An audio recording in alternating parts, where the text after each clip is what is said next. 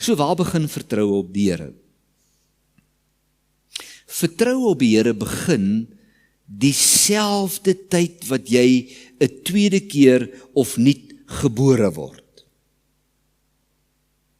Want sien, dis die ding, as jy Jesus nodig het, dat jy nuut gebore kan word, beteken dat jy het iewers gekom waar jy geweet het, jy is vasgevang in dit wat ons tradisioneel sonde noem, kom ons noem dit vanaand gebrokenheid, stikkendheid, half mens wees, jy is vasgevang in daai goed, en jy kan nie op jou eie daai kom nie. En is om te weet, dat Christus kan jou daaruit wegvat, en jou nuut maak, maar net hy, jy kan nie. En daarom het jy in daai oomblik, of in daai tyd in jou lewe, net een moontlikheid, en dis om hulpeloos, weerloos, voor die Here te staan, en hom te vertrou, dat hy jou red, en jou vergewe, en vir jou nuwe lewe gee. Dis nie 'n ander pad nie. Jy kan dit nie met jou kop uitwerk nie, jy kan nie jou daarin studeer nie. Jy moet daar kom dat jy weerloos, hulpeloos voor die Here staan as die Here, net U kan dit doen. Wees my sondaar genadig.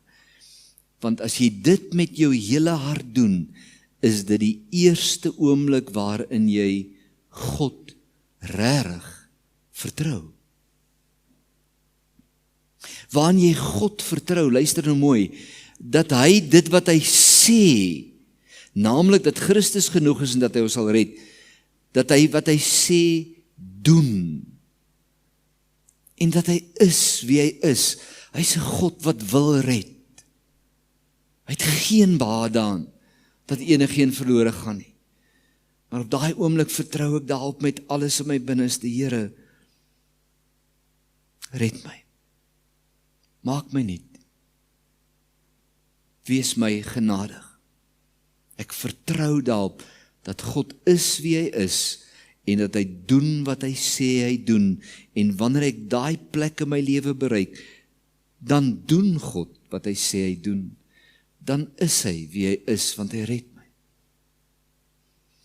Maar dis waar ons die eerste keer vertrou as gelowiges op die Here. Want op daai oomblik verlaat ek my geheel en al op God, dat God dit sal doen.